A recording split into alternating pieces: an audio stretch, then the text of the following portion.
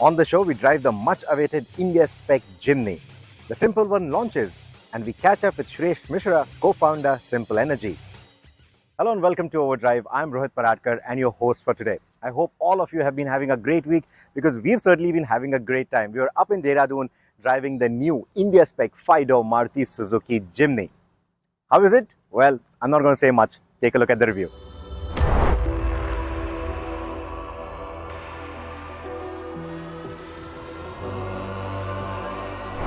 It's been ages since Maruti Suzuki discontinued the Gypsy.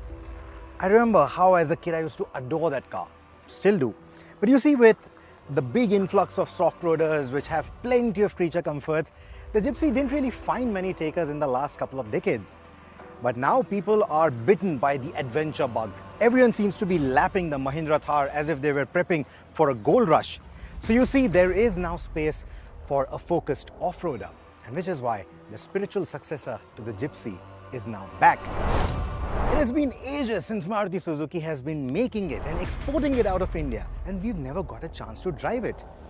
Finally, today is the day when the new Jimny is out here on the Indian roads and we are driving it. Take a look.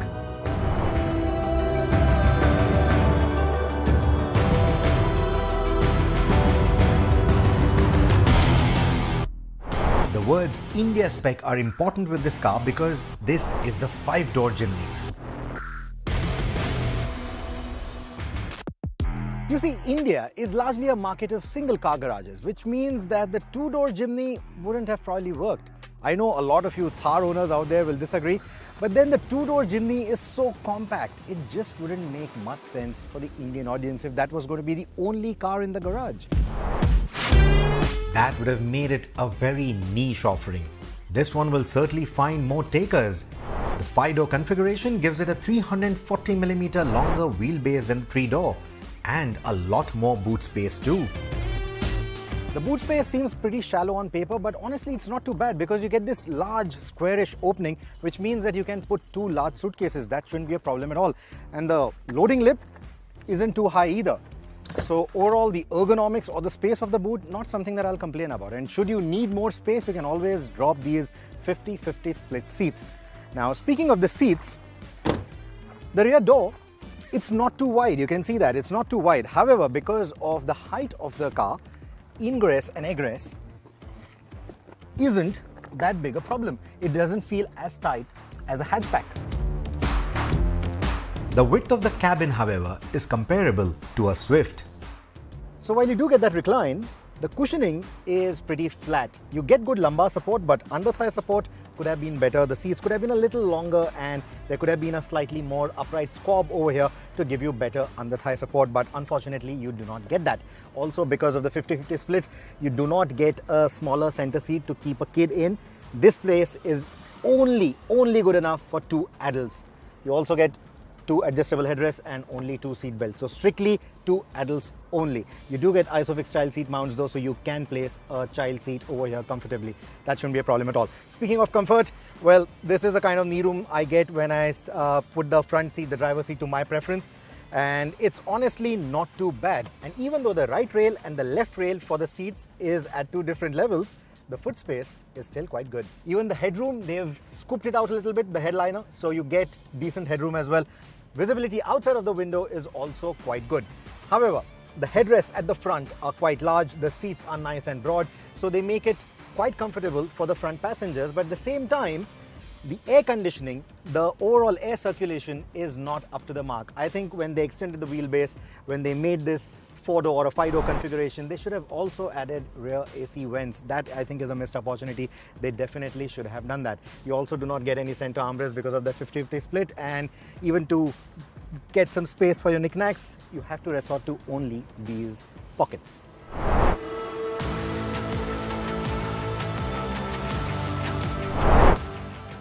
So while the Indian 5-door variant offers better space, the Jimny's cabin remains more functional and straightforward than outright comfortable. But the driver's seat should have been height adjustable. The dashboard, scratchy plastics, but I do like this rubberized big grab handle. Unfortunately, nothing like that for the driver. I'm going to come to that later. The dashboard layout, it looks quite nice with the whole grid layout. Some may not like it though, but I quite like it. It's very functional. I love those old school dials. It's got a very Japanese old school off-roader vibe. So I quite like it. The dashboard could have done with a bit more color.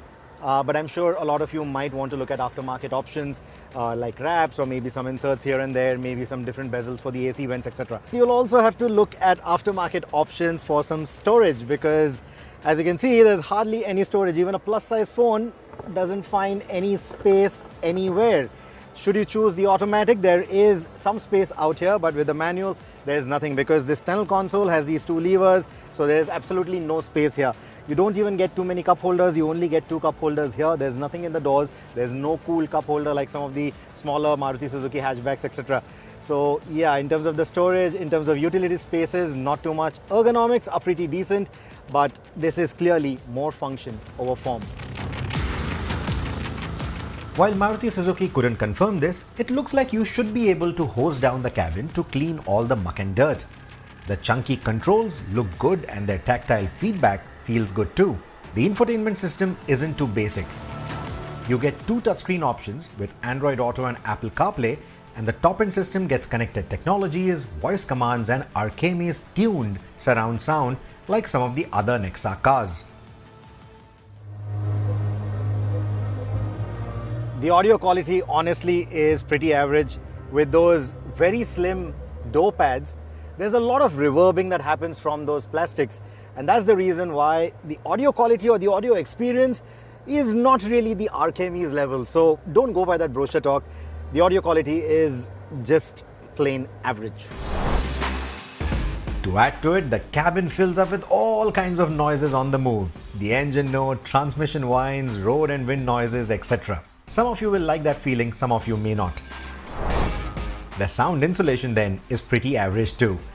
Further, the body shape punches a square hole through the air, which means that the aerodynamics don't aid the noise insulation or the efficiency. The body uses Suzuki's tech platform for its lightweight construction. The slim doors, vertical pillars, straight lines make the Jimny the boxiest SUV in its category. It doesn't look as imposing as the Thar or even the Gurkha for that matter, but it doesn't lack character either. It looks like the emoji of a G-Wagon or a Defender, and that's a big draw for the Jimny. Can it rule all terrains like these stalwarts though?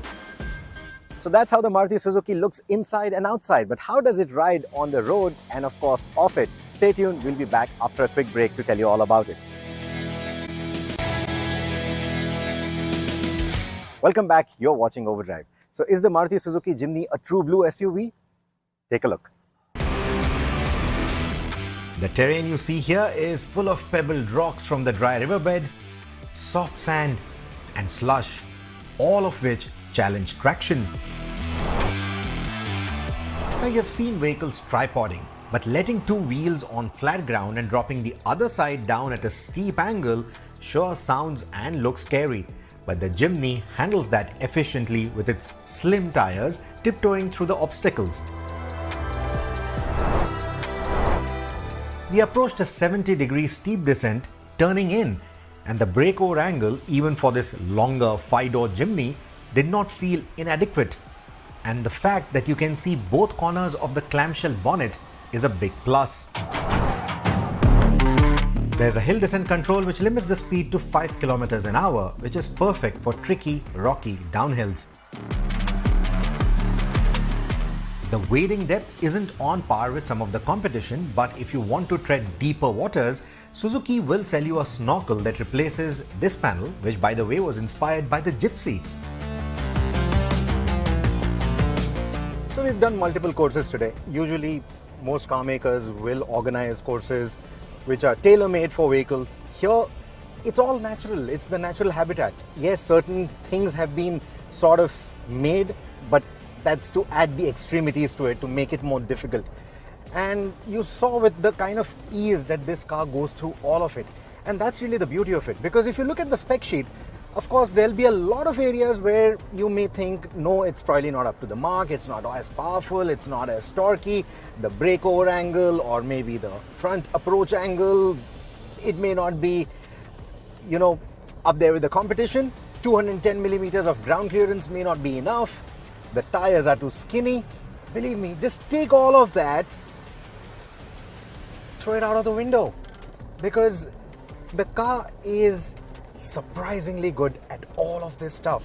It feels very easy. That's the more important bit. It feels very friendly. It feels very unintimidating. It feels very confidence inspiring, no matter what you're doing with it. You know, just wading through water or going down those steep descents. It's just so effortless, and that's the key word here, effortless. The mere 1.2-ton weight of the Jimny helps it trot over such terrain without bogging down, while the linear power delivery of the naturally aspirated engine ensures superb tractability. The Jimny is powered by the familiar 1.5-litre 4-cylinder naturally aspirated petrol engine, but it is longitudinally mounted in the Jimny and runs a rear-wheel drive setup when in two-wheel drive mode. It is certainly more refined than its rivals, but feels gruff compared to its transversely mounted applications like the Brezza or the Ertiga, for example. It doesn't feel as punchy either. Being in Dehradun, we are subject to some really narrow roads and some uphill climbs as well. And here, that low torque output is making itself evident. It wasn't a big problem off the road, but here it is making itself evident. I'm having to be in second gear most of the times, or sometimes even having to come down to the first gear. And that's with just me and my camera person right now in the car. So it's a bit of a downer. This is where probably turbocharging would have helped. This is where probably more power, more torque would have helped. At the same time, that would have become a big problem off the road. And this is primarily an off-roader. And that is why you have to live with the kind of power and torque output it gives you. As far as the manual transmission goes, we've sampled it in the past. The 5-speed, it does feel a bit notchy. The gear shifts, they do feel a bit notchy. Here in this car, the throws are quite long as well. But I quite like that feeling. I'm not really complaining about that notchy feeling. It feels mechanical, it feels better connected, and I like that feeling. Even the clutch pedal feels nice and light. So even when driving through city traffic or on winding roads like these, it doesn't feel cumbersome at all. We were also able to get a quick fuel economy test done, and it affirmed that the Jimny does guzzle quite a bit, though it's not as thirsty as the petrol Thar. Expect a further 10% economy drop on the automatic.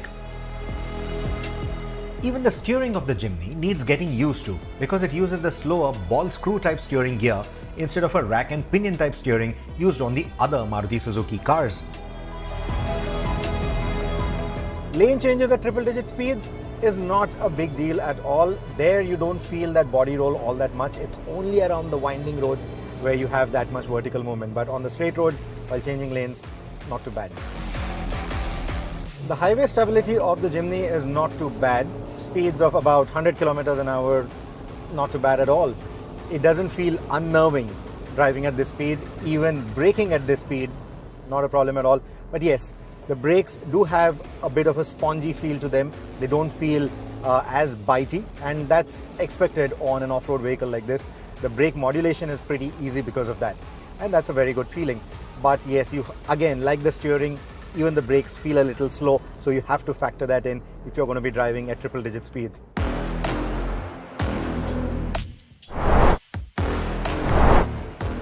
Like adventure vehicles of all kinds, the Jimny also enjoys big aftermarket support that can enhance the car's appearance, comforts, capabilities, and scope.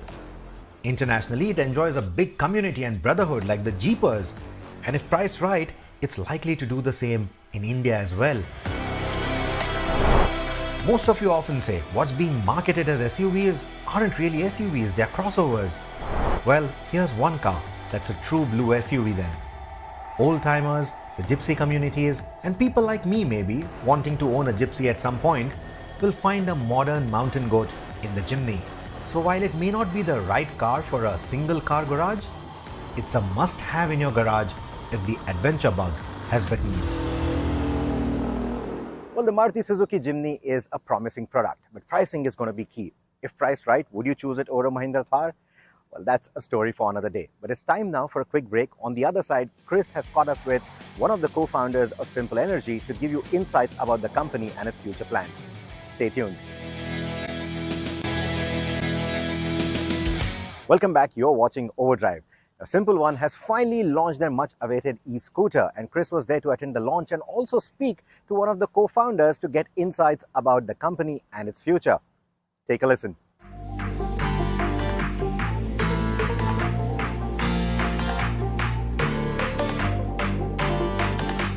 We were recently invited to Simple Energy's manufacturing plant in Shoolagiri, Tamil Nadu to witness the launch of its first exciting electric two-wheeler proposition for the country, the Simple One.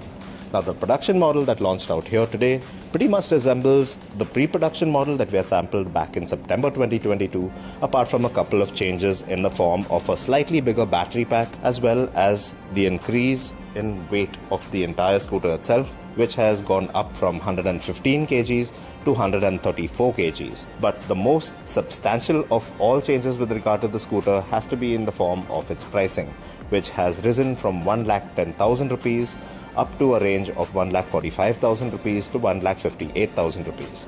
Now, we caught up with one of the co-founders of Simple Electric, Shreyash Mishra, to find out a little more in detail about the recently launched product. To begin with, Shreyash, congratulations. Thank you so much. It's been a long time coming, really. Okay, so first and foremost, September last year, to the scooter, that was a pre-production model that we got our hands on last September. Now, coming to the pre-production model, a couple of changes that we've seen from the presentation. The battery capacity has changed first and foremost. What all is new on the production-ready model? So, the battery capacity has increased just because to compensate with the weight increase that has happened. Now, the scooter weighs in around 134 kgs. Initially, it was 115 kgs. Because of the new safety norms that the government has implemented, we have been forced to increase the weight of the scooter, and we have implemented all the safety features onto the battery pack and the algorithms to ensure the safety of the consumers. Plus, not to compromise on the range or the performance. That is why we had to increase the battery pack a little bit. So now it's a 5 kilowatt battery pack that we pack into the scooter, and it is again divided into fixed as well as portable. That is something that we have been focusing on since day one, and that is what the benefit the consumers will get with the scooter. Now, a major talking point has to be the price. Now, when you came out of the scooter back in 2021, you said, okay, fine, you put the price out there saying 1,10,000 rupees. But now, production ready model, 1,45,000 to 58,000. How do you justify that to the customer who has already put down a booking amount for the scooter, and how do you retaining him and telling him it's worth it? So, when we talk about the electric vehicle market in the present scenario also, and when we compare Simple One to the other products available in the market, the value proposition is far better than any of the products available in the market. And that is where, and also with the new safety norms coming in and the supply chain constraint that everybody is facing around the globe, that is what forced us to increase the price. And we are also working on other products that will be catering to the needs of the market, and as just like Simple One, which has unique value proposition for the consumers in terms of range, in terms of acceleration, in terms of the hybrid battery system that we will have a unique value proposition for all the products that will be coming out from House of Simple. Also, on the topic of batteries, do you have a fixed and a detachable battery? Now, what do you think is the future of batteries? Portable stations where you can charge your battery on the go, or Simple Energy planning on just coming out with detachable batteries or fixed charger units? Yes. Or what is the plan as of now? So we are still on the side that the fixed battery packs will be going ahead in the consumer market. Maybe in the B2B segment, the swapping stations or all of that can work out, but in the consumer segment where you have purchased a new battery pack and you swap it with a battery pack which you don't know how it has been used, it becomes a challenge for the consumer, right? So we'll be going ahead and putting up charging stations across the cities that we expand in to ensure that the consumers who buy Simple One are serviced through those charging stations. All right. Okay, so just can you give us a brief update on the company as of now? People are not too sure of where the company stands as of now. So because you've taken some time to come out with your first product. So just to give our viewers an idea of where the company stands, production, distribution, and of course sales and service. I would want to tell them that Simple Energy is a 400 members strong team, and 400 members working specifically on the R&D side, making the product better day by day. Not just the Simple One, we are working on multiple more products, and the consumers have been saying that we do not communicate. It's just that we did not want to communicate half-baked information, and today the Simple One is out and you have all the information available. So now going ahead, we'll be communicating with you with all the details, all the things on our social media accounts through YouTube channels like yours, and reaching out to people and telling them that how do we work out and how do we ensure that the consumers who have pre-booked or who will be pre-booking with or will be booking with us in the future are serviced with the service stations, with the sales point and after sales support as well. Just one last question about the vehicle. So now there is one fixed vehicle and different color options. That is the differentiation of price. But what about the that fast charger unit? Now, how are people going to be billed for that? Is it going to be separate? Is it all come under that 1.5 lakh bracket, or how does that work? So the price that we announced around 1.58 lakh rupees will include the charger as well. That is, there is no separate thing that we'll be paying for charger. Apart from that, we'll be putting up fast charging stations and we'll be providing more options on the charging thing of the vehicle to give as an accessory. For example, we announced last year 1.5 kilowatt charger as well for home. That will also be coming in the accessory and that will be introduced soon for the consumers. Well, that's it from this week's show of Overdrive. I hope you enjoyed it. You can always send us all your feedback, suggestions, and ideas through all our social media networks. You can also stay tuned to our Instagram page for all the latest that's happening in the world of automobiles. Until next time, thank you so much for watching the show. Take care, drive safe, and goodbye.